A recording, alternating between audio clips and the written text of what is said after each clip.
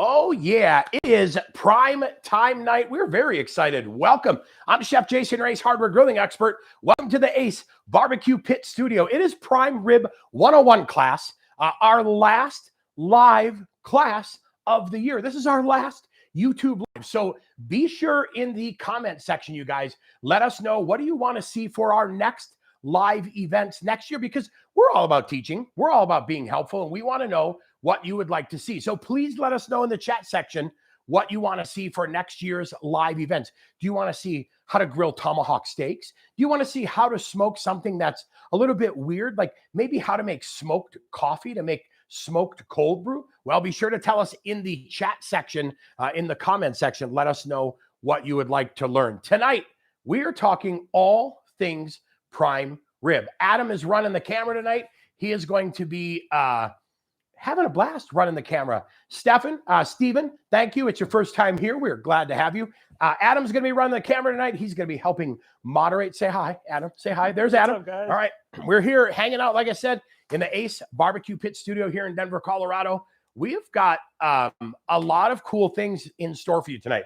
We're going to be talking you through prime rib, right? That's what this is all about. We've got all of our rowdy friends, all of our barbecue friends over here from the Weber, the Big Green Egg, and the Traeger as well. Hey, and just an FYI for you, if you are buying a new grill this year, hey, show them, flip over to the grills. Camera guy. All right, hey, you guys, if you are buying a new grill this year, check it out. We got a beautiful lineup, right, at your local Ace. If you are buying a new grill this year, just so you know, free assembly and delivery on all grills, $3.99 and above for our Ace Rewards members. Super easy to become part of Ace Rewards. But I'll tell you what, you want to get a brand new grill with a beautiful big red bow? This is it right here, you guys. All right. Smoke cold brew. Yes, Brian, smoke cold brew is quite the hot commodity. We've done that at quite a few places. So here we are. We're going to get ready to talk about meat. We're going to talk about how to select it. We're going to talk about how to season it. And then we're going to go through how to cook it on the grills and give you some tips and advice on that as well. We also have one already cooked that we're going to cut into and show you that as well. So keep your questions coming. Make sure you are in that chat section letting us know everything you need to know. Adam, we have any questions we need to field? Let's take a look. Look at that. A lot of I'm curious, where's everybody from? That's what we like to see and hear. Where in the United States or outside of the United States are you guys watching from? All right, you guys. Adam, you ready? It's camera time. Let's talk about this, how to select meat. And don't forget, like we said, you guys, this is our last session of the year, our last YouTube live of the year. So make sure you guys let us know in the comment section, what would you like to see on next year's live events?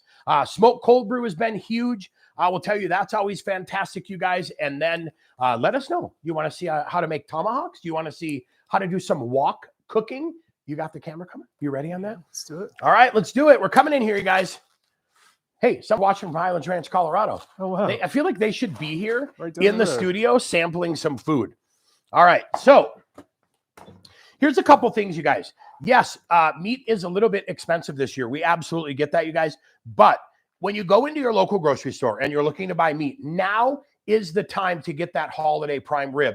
I will tell you, I've noticed a drop in price, $5 to $6 per pound at your local grocery stores. And check your meat markets as well. Check your local butchers, but definitely head out there and make sure you are talking to them and getting the best price. Now is the time to do it. All right.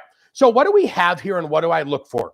First thing I look for when it comes to my prime rib selection, you guys, is I want to know how many people I'm serving. That is definitely going to be important because you want to make sure that you have enough to serve everyone. Here's a good rule of thumb or rule of finger. All right. So I figure about, and I have fat fingers, I apologize, but you get a bigger portion that way. I figure 2 fingers per person, right? That's going to mean when you buy a bone-in one, you're going to get close to a bone portion. All right. But figure 2 fingers per person. So there's 1 serving, 2 serving, 3 serving, 4 serving, 5, maybe 4 to 6 servings, depending on how big, if you go a little bit smaller. But I like to factor in about 2 fingers per person. All right. That's going to give me enough to have everyone to have a good big portion, but then also going to make sure that everybody you've got a little bit of leftovers too if you want to make sandwiches. I'm just checking the board. Any tips on how to fight for the cold? Yes, please. Let us come back to that. We're going to talk about that and get you all set and ready to go. Yeah, Brian said he bought a half a cow, ended up paying about $3 a pound. Usually when you buy a half a cow or quarter cow, depending what you're paying between processing and things like that, it can also be a little bit cheaper too to buy from your local rancher or producer. All right, look at this here. This is a choice ribeye roll, right? When it comes, sorry, I know I'm flipping around a lot, right? Prime rib. Prime rib means this is one of the 9 primal cuts of beef on the animal. So this doesn't mean that this is a prime grade of beef. Adam, nobody likes that angle when you're getting up and you're making my chin look fat. Seriously. So prime rib is one of the 9 primal cuts of beef on the animal. So this is a choice ribeye roll. That is what you're looking for, a ribeye roast or a lip on ribeye, okay? So here you go, guys. Check this out. Here's a couple things that I look for. I look for all this marbling because marbling is fat. Fat's going to add flavor. Fat's going to add moisture. We call this right here a kernel. This is a nice little kernel that separates the cap. This is the ribeye cap right here, or what we call the spinalis.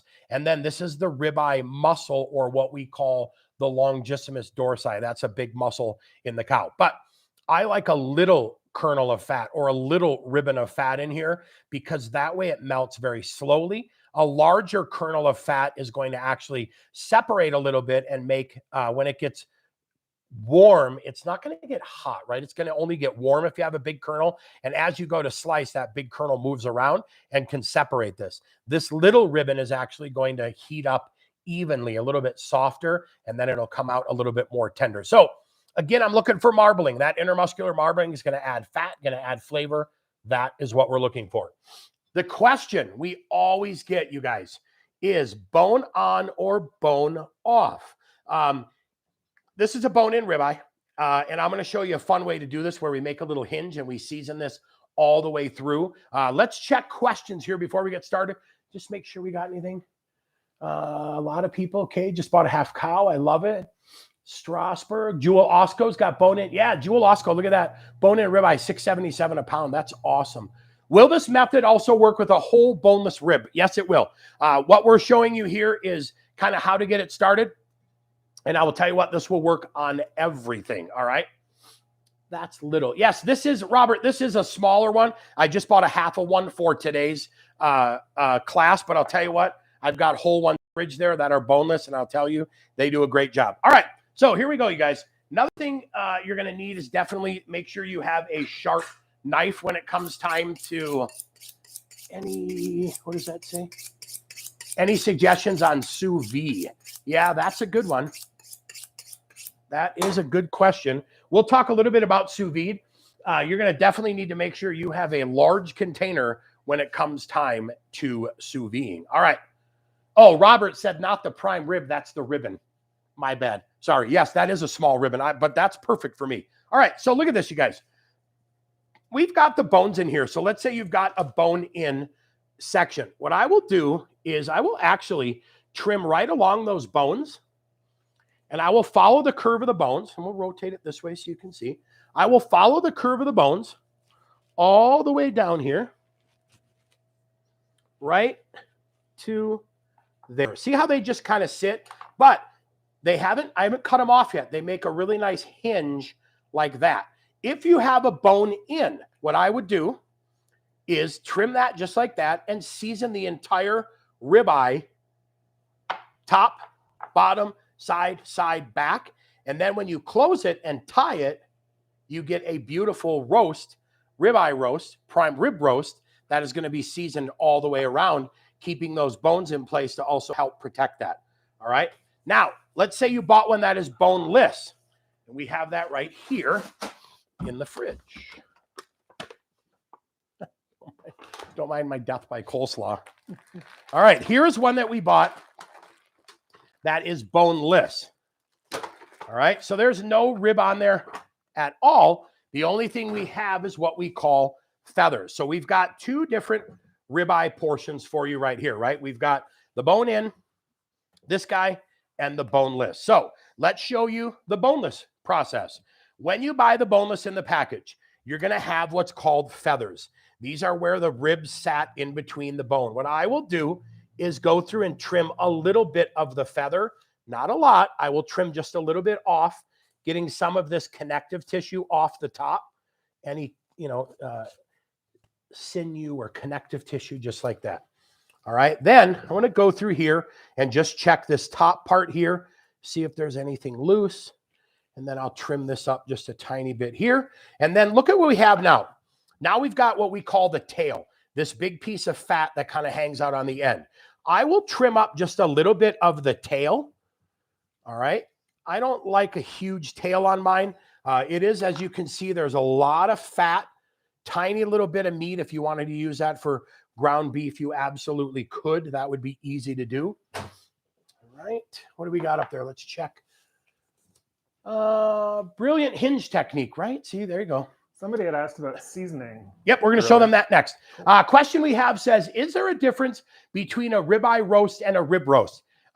They are usually the same thing. A rib is just the a shorter word for ribeye. So they'll call it a standing rib roast or a rib roast or a ribeye roast.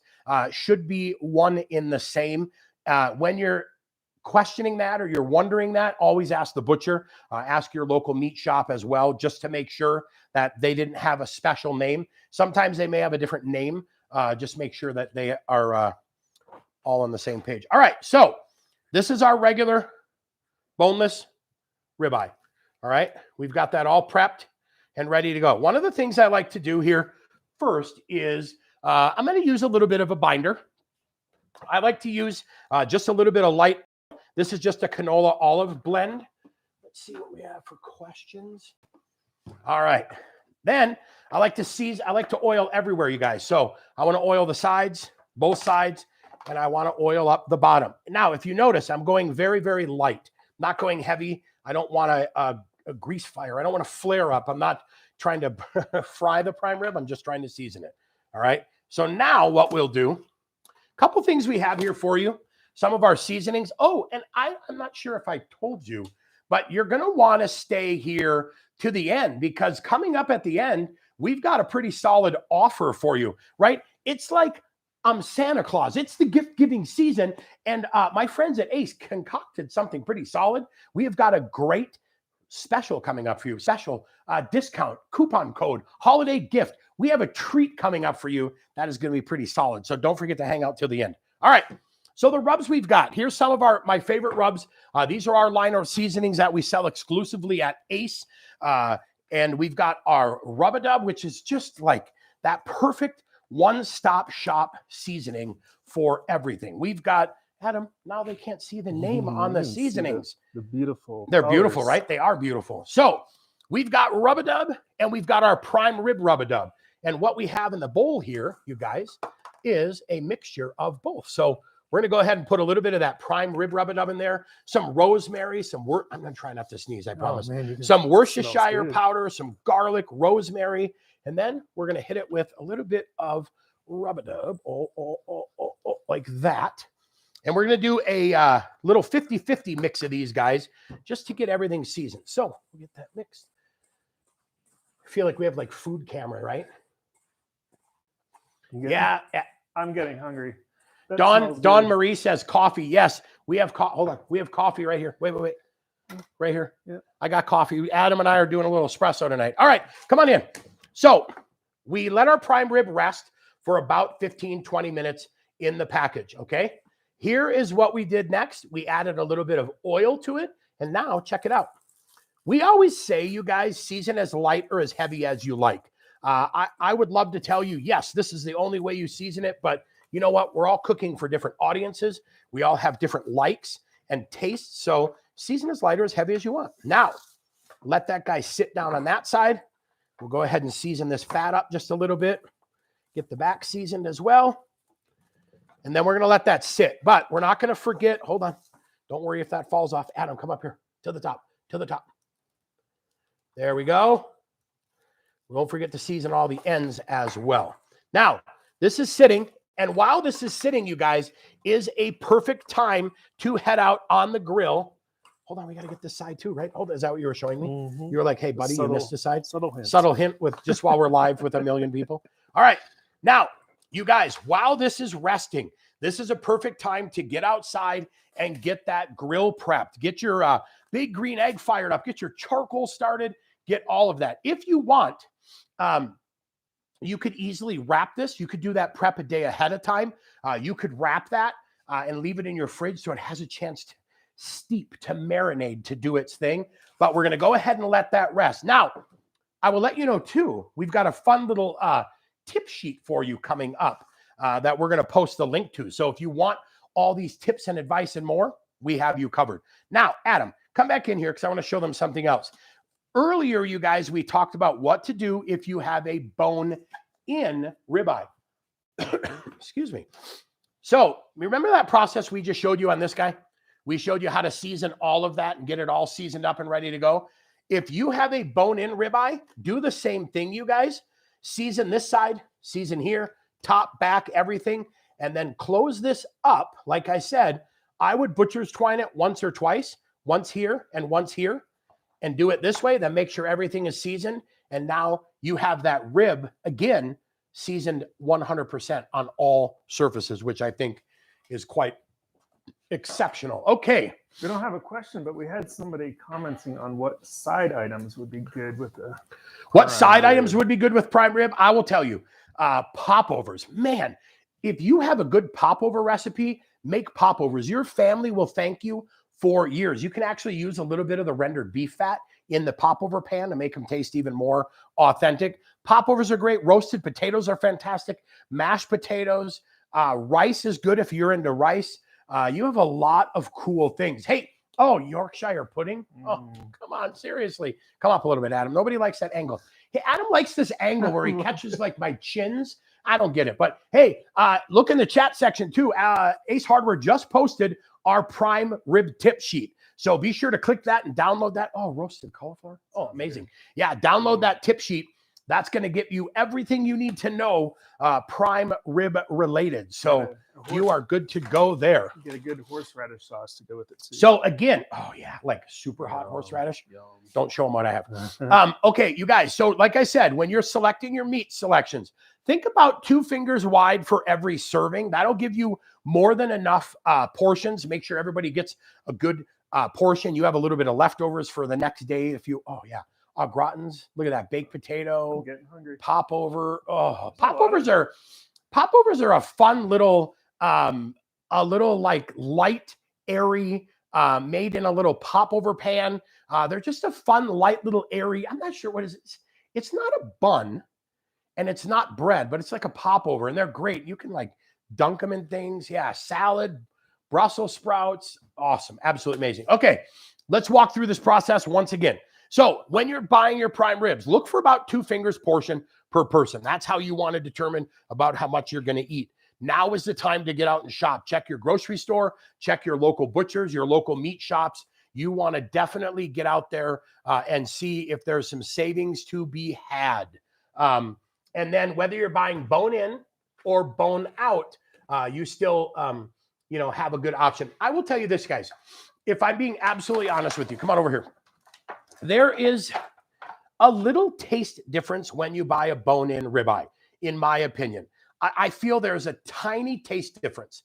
Is it appreciable and is it worth the extra money to maybe have to discard this or, eat these as a snack later? That's kind of up for you to decide. I'm more of a boneless prime rib person because I want it to be 100% edible. Now, I understand you're going to pay the price no matter what, whether it's bone in or boneless, you pay for that meat. But I'll tell you, when it comes to bone in, I like to save that for my steaks, like a bone-in strip steak or a bone-in filet or a bone-in ribeye. That's where I feel like I get more bang for your buck.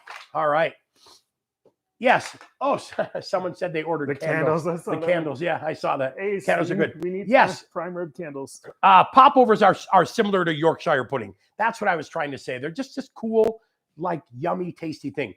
Hey, I'll tell you what, though. If you need a good recipe for those leftover prime rib bones, what I would do is trim those off and save those. Don't tell your family that they were ever there. Pop them in the fridge And then the next day, when you're like New Year's Day or Christmas Day or whenever you're making your prime rib, I would absolutely put them back on the grill, heat them up till they're nice and crispy, crunchy, baste them with a little bit of barbecue sauce or honey or something.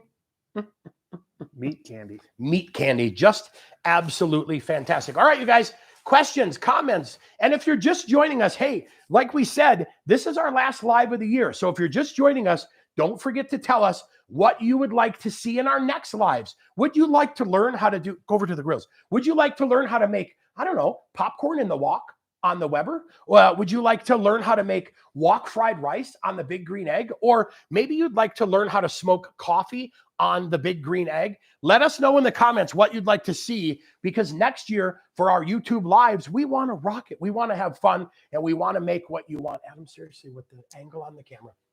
This guy really serious. Like, I don't know what he thinks. Like, my chins look all that crazy, and like 6 of them. And all right. So here we go. Are you ready to look at prime rib? Are you guys ready to see the prime rib that we have had on the grill? Let me clean my board up here quick. What do we have for questions? What do we have? What do we have? More. Come on. There's been a couple that have come in, but I know there's more out there. So let's hear. What did that say? Cradled bone, cut off, tied back on. Yep. Yep. That's exactly what we do. We'll cut the bone just to a hinge. We'll leave it on the backside, season that prime rib, top, bottom, inside, outside, everywhere, and then tie that back on. We got a couple of people who are volunteering to come over for some leftovers. Are they Colorado folks? I don't know. Because I know a couple of people said they were. So a double shot of espresso at 6:30 in Denver, Colorado. Absolutely perfect. Look at this. Bone-in prime rib roast, $5.99. Somebody asked about grill temperatures. What was a question we had earlier that I said we'd come back to? Oh, cooking in the cold weather. Someone asked about grill temperatures. So what I like to do on my prime ribs when it comes time to cooking, let's talk about grills. No matter what I'm cooking on, a couple different ways you can do it. You can start off with a sear and then turn that temperature down and cook it the rest of the way. You can start with an even temperature, like a 325 or a 350 degrees, and just cook it even the whole way, bringing that fat to life, roasting it, caramelizing it, doing all that. You could start off and do a little dual zone cooking on the Big Green Egg, where maybe you have half the Big Green Egg going, and then you have the other half not. So on an extra large, it works out perfect. You've got a hot zone and a cool zone. Then you could slowly roast it that way, add some wood in there, chunks or chips, however you want to supplement that. I will tell you, if you're going to just go straight up roasting, 325 degrees, 350 degrees is really the optimal temperature you want. If, excuse me, you're on a Traeger and you want to do a little bit of reverse searing, absolutely a great thing to do on reverse searing is start off low and slow. Start off at 180 degrees, 225 degrees. So we did have a question about different. Yep. Ooh, there. Look at this. So this is our prime rib that we made on the Traeger. This was at 325 degrees the entire time. That is 325 degrees the entire time. That's nice. We let it rest and did its whole thing. Somebody was asking about grass-fed versus grain-fed. Yep.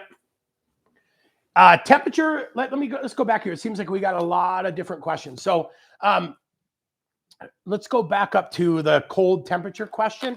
So when you're cooking in cold temperatures, I would say, like if you're in Chicago, you're in Minnesota, where there's a lot of wind and there's a lot of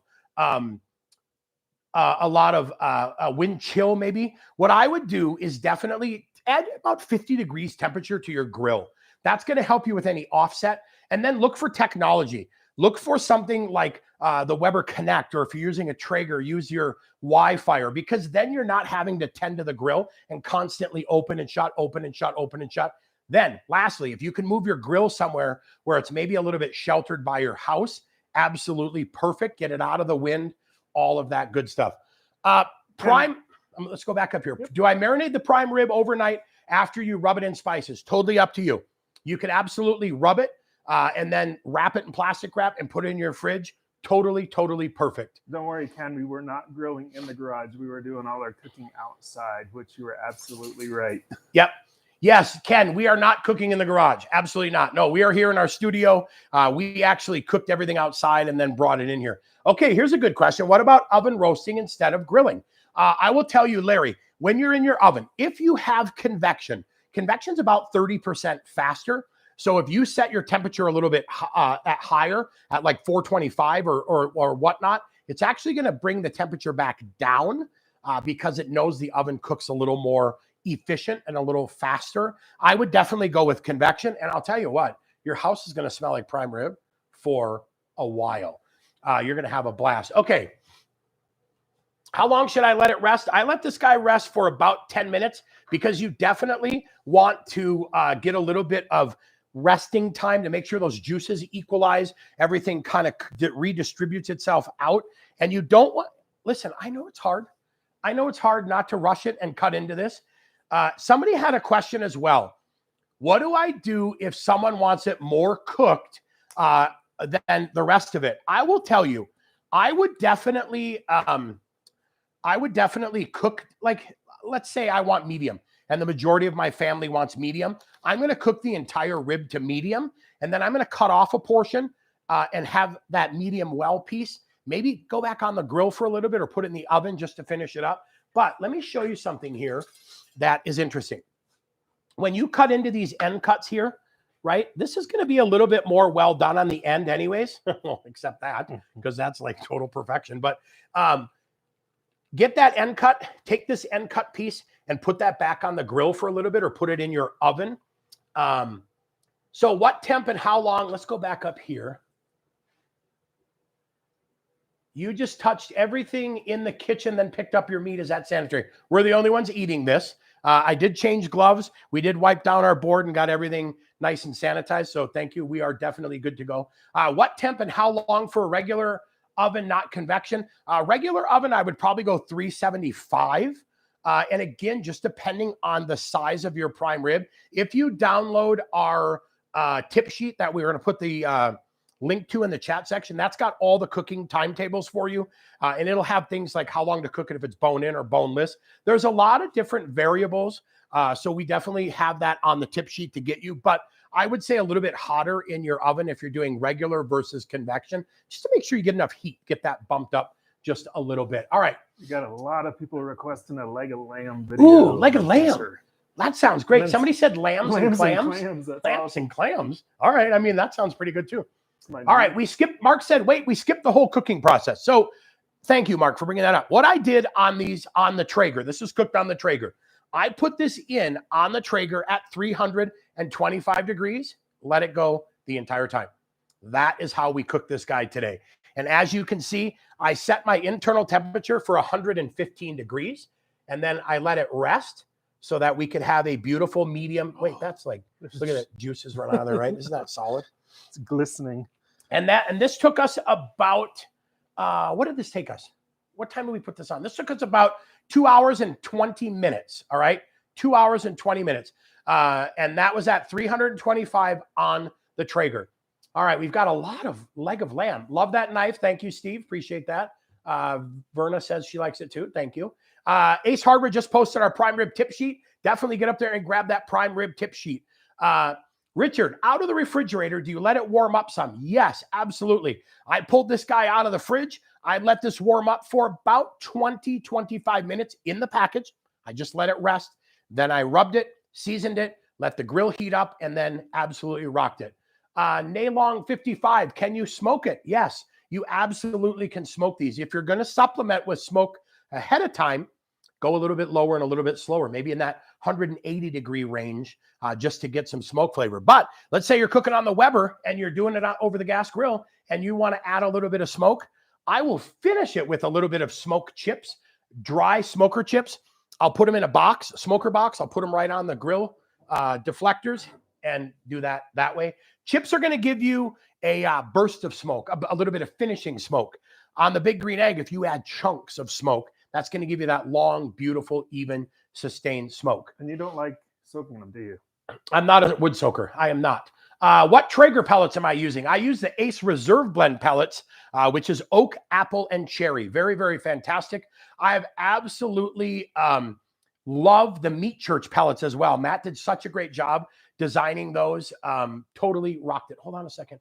What are we? Oh, rotisserie attachment. Yes, that would be absolutely solid. Rotisserie, you could do it. Smoking time, Troy, my response to smoking time is going to be smoke it as long as you want that heavy flavor. But I wouldn't recommend smoking mine at a low temperature for a long time because it's going to dry it out a little bit. I want to smoke it to add some flavor and then turn it up to that 325 or 350 degrees to roast it off to get that caramelization and get that flavor. Prime rib tacos. Yes. I just saw that too. Oh my word. We gotta Tim asked, what about charcoal? So Tim, on the charcoal, I just use the Big Green Egg Lump charcoal. The Blues Hog is a fantastic charcoal. B&B is great as well. I love that Big Green Egg Lump. It's always performed really, really well for me. And then to be honest, will supplement with a little bit of pecan. Amazing. All right. Getting a lot of ideas. My voice is close to Brian Doyle Murray. Who is that? I don't know, but I want you to say it. All right. Could you please say, put in there grease ball? Get me someone and get me. Okay. I'm not even sure who that is, but I'm not saying it until I know who that is. What is my favorite brand of cutlery? I like Shun. I like Miyabis. This is one of my Miyabis right here. I'm a big fan of these Miyabis. Wicked, wicked sharp. So be super careful. Dawn, you need a new grill. We can help you with that. Free assembly, free delivery on all grills, $3.99 and up. And if you go to your local Ace, you have all the best brands under one roof. Our barbecue experts will help you meet the grill of your dreams. We could get it to you before the holidays. I mean, you could be cooking on a new grill for Christmas. True story. All right, let's go here. Great prime rib ideas to roast it to rare, let it rest, season. Oh yeah, look at that. Season the surfaces and then lightly grill it like a sliced steak, or smoke it, roast it to rare, and then cast iron cook it and butter baste it. Solid as well. I like that. Bomb. Got me a new big Weber. I love it. Thank you, Headstock Harem. I appreciate it. Brad Dennis said he was on Groundhog Day movie. All right, I'm gonna watch Groundhog and I'm gonna see who this guy is, and we'll get back to you. Bill Murray's brother. Okay. Gene asked about charcoal pellets. You know, I've cooked with charcoal pellets a few times. They definitely have a really good flavor. They definitely have a pretty solid flavor to them. I like that a lot. Blues Hog for the Big Green Egg. Steve, yes. Blues Hog for the Big Green Egg. Great lump charcoal, does a nice job. The Big Green Egg Lump does a great job as well. I will tell you that.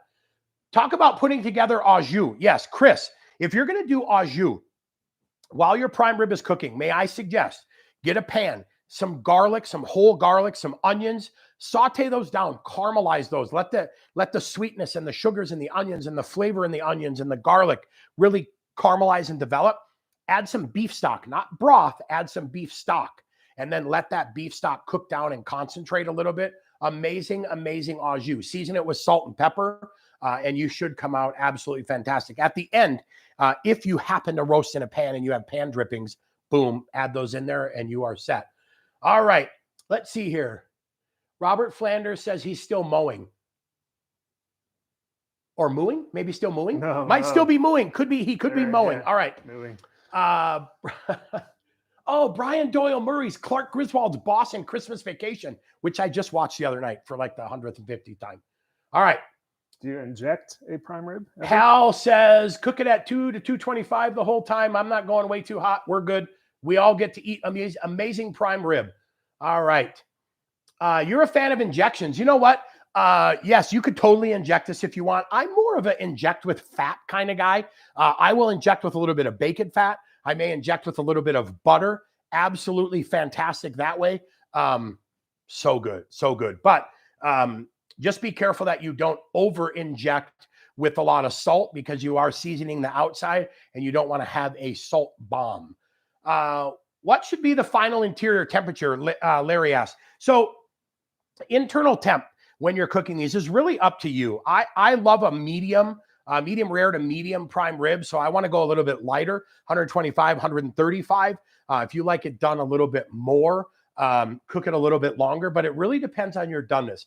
If you download our prime rib tips, you guys, and we've had that Ace Hardware's put that up in the chat section, grab those prime rib tips because we've got a lot of doneness temperature and a temperature chart on there as well. Dawn says she's going to look at the big green egg. Jim, does Ace sell cutlery? Some of our Aces across the nation do sell cutlery, so definitely stop in your local Ace and ask. I have a knife guy that I buy my knives from here in Denver, so that's where I got the Miyabis. But hey, where can you get your knives sharpened? Check your local Ace. Oh, yeah. Hey, Adam brings up a good point, too. If you need a sharp knife, a lot of our Ace stores have a program called Resharp, which is a sharpening machine that you can head into your local Ace. It absolutely sharpens your knives back to brand new in about 90 seconds. I've never seen you so excited before. Listen, you love that thing. Adam brings up a good point. I have sharpened very expensive knives. I have a chef's knife from Japan that was about $450. I sharpened it on our Resharp machine. I trust that machine with everything to sharpen my knives. You want to make sure you definitely have a sharp knife. All right. Gabriel's joining us. Love the au jus idea. Thank you, Robert. Ron, how long do you smoke a bone-in standing rib? For an hour or two and then turn the heat up? Absolutely. I love to smoke them for just a little bit of time, supplement a little bit of that flavor, turn them up and get that roasting off so you get that fat working and you get that caramelization going. Oh, Gabe. Hey, Gabe Berkey, how are you, sir? How about using creme fraiche and infusing it with horseradish? We have a studio dog tonight. She's apparently looking for scraps, but it is what it is. Gabe said, how about using creme fraiche and infusing it with horseradish? Absolutely perfect. Cole, never been disappointed with my recipes. Thank you. Appreciate that very much. Greg says, what was the seasoning you used? Greg, we used a combination of these two guys right there. Those were the two rubs that we used. Those are available at your local Ace. Wait a minute. Hold on a second, too. So, Adam, stay on those rubs because I wanted to tell you guys something. Hey, since you're all here and since you're still watching and hanging out with us and you're asking a million questions, which we love, I want to let you in on a little secret. My friends at Ace Hardware have come up with a little offer for you. Now through December 23rd, you're going to get 50% off on all of our barbecue provisions rubs by using promo code Prime Rib 101. So you can use Prime Rib 101, head to acehardware.com. You can shop all of our rubs. Prime Rib 101 is your discount code. You can have them shipped to your house. You can have them delivered to your local Ace. If you go online, if you can't find them at your local Ace, don't sweat it. Go to acehardware.com, order these Prime Rib 101, have them shipped to your local Ace. Ace just put the offer up in the chat. It says some exclusions apply. We already have our turkey brines and things on special, so you won't be able to use it for those, but you can definitely get all of our rubs 50% off. That is a pretty cool Christmas gift, right? All right, questions. Sour cream, horseradish, chives, Worcestershire sauce. Yum. Come on. Yum. Perfect. Claude says, I can never find those rubs at my local Ace. Hey, I'll tell you what, Claude, tell them you want them. Have them bring them in. They have it available. They will get it for you. Does Ace sharpen scissors? Okay, Verna, stop by your local Ace and ask them because if they have the Resharp machine, there's a possibility they can get them done. If not, they may have other opportunities or other tools where they can sharpen them. So definitely, I always say, always visit your local Ace because they do a fantastic job getting you set. Do you use a deflector plate on the ceramic grills? Yes, I use the convector or the deflector for sure. I want to do indirect cooking. When using the Traeger, do you put the meat on the grate? Nope, we go right on the grate. So what I did on this guy, we put it right on the grill grate and we just roasted it right there. We're cooking on our Timberline today. So we just put it right on the grill grate and got that all set and ready to go. Great deal. Thank you, Brian. We appreciate that. Online only. Yes. Crafty Beer Man. That is an online only. So you'll go to acehardware.com, type in the Prime Rib 101. You'll get your 50% off. And then you can have it sent to your local Ace Hardware. So have a pickup at store. They'll get it sent into the store and you are good to go. Wrapping in foil, a good idea. I don't like to wrap it in foil because that foil acts a lot like a steamer. Builds up a lot of pressure, keeps a lot of heat in there, and steams it. You need a little bit of this moisture to kind of evaporate to help that caramelization process as that fat turns from fat to moisture. You need that moisture to purge off to help it caramelize, and you are good to go. All right. Someone said, name the rubs again. Here we go. Booyah. Right there. Rub-a-dub and Prime Rib-a-dub. Rib-a-dub. And we did a 50-50 blend on that, folks. So that is what we use right there. We mixed it up 50-50, and you are in a happy, happy place. I came in late. Do you do indirect for 500 at 500 and then shut the temp down on the egg? Upper cervical care of Edwardsville. That's a big one. Hey, so if you came in late, no. On this one, I did this on the Traeger. I started off at 325 and did it really that way for the whole time. If you were to do it on your big green egg, I would do the same way. If you want it to be caramelized, put it at 325 indirect with your convector on there, plug in a probe and track your temperature and just let it go nice and easy. I think that works out absolutely perfect, and you are good to go. Verna, you are welcome. Ooh, loaded mashed potatoes would come. Oh, my word. Why do we not have loaded mashed potatoes in here tonight? Who is in charge of side dishes tonight? Great ideas. Oh, wait a second. First time watching. This is great. Thank you so much, Greg. We appreciate it. Butcher paper. How does butcher paper help in cooking? Butcher paper is kind of a unique thing, right? Because while I don't like foil because it holds all that moisture in and acts like a steamer, what butcher paper does is maintains bark, but purges a little bit of moisture. Butcher paper is great on ribs. It's good on pork butt. It's good on briskets and things like that. Prime rib, I tend to just leave it alone. I want to just roast it off. I don't want to impart or interfere anyway. I really just want it to purge some of that moisture off and just rock and roll. Yes, Dawn, there is a coffee rub right there, Island Boys coffee rub. That is one of our rubs that we have recently created. It's been out about a year, I guess I would say. So can you carve the boneless? Yes. This is the boneless one. Let me show you how we carve it real quick. And let me see. I want to keep up on questions, Adam. We got a lot of questions, right? Upper cervical care of Edwardsville. Perfect. Thank you. You are absolutely. Karen says, thanks for the deal on products. My 8-year-old loves salmon because of fishy. That's awesome. If you can get an 8-year-old child to eat anything other than mac and cheese and hot dogs, and they can get into fishy, that is a huge success right there. All right. So let's see. Headstock. Check this out. Here's what we've got here, right? So this is our boneless prime rib, and we're just cutting that nice and easy, right? And it carves nice and easy. And that right there, you guys. So what I did on this one, in case you're wondering, I took this to 120 degrees, and then I let it rest for about 10 minutes. And that's where we got it. And you always hope, right? When you're doing a live event, you are hoping that you have nailed prime rib. And I will tell you, we kind of nailed that. So I'm pretty happy. What do we got here? Online ordering rubs, great for stocking stuffers. Nothing says Merry Christmas like the gift of flavor. I am with you on that one, Kathy. Great job. Let's see. If you roast or grill on gas or coals at 325 or 350, how do you sear after? John, great question. So let's say you guys are cooking on charcoal or you're cooking on gas and you're thinking, hey, I've been slow and steady the whole time, 325, 350. How do I sear at the end? Turn it up. Go up to 400. Adjust your big green egg. Bring that temperature up a little bit. Then you'll get a sear on the bottom maybe for 5 minutes or so. Flip it over to get a little sear on the top. And then do the same thing on your gas grill as well. Adjust that temperature up about 50 degrees to really bump it up and get that fat rocking and rolling. Then that fat's going to come to life, brown, sear, and you're going to be in a good place. So bump that temperature up just a little bit. Is there MSG in the rubs? No MSG. We do not use MSG. It is not in our rubs. How many places do you suggest tying it with twine? Like this guy right here, I would say tie in between. If you've got bones, maybe you've got 4 bones, I would tie in between each bone. So that's kind of a good way to hold it. That will help make sure everything stays in place if you've got bones on there. So tie in between each bone. Do I turn the roast during cooking? I did not. Because I was on the Traeger, I've got that convection style cooking environment in there where it's constantly circulating. I didn't turn it on the Traeger.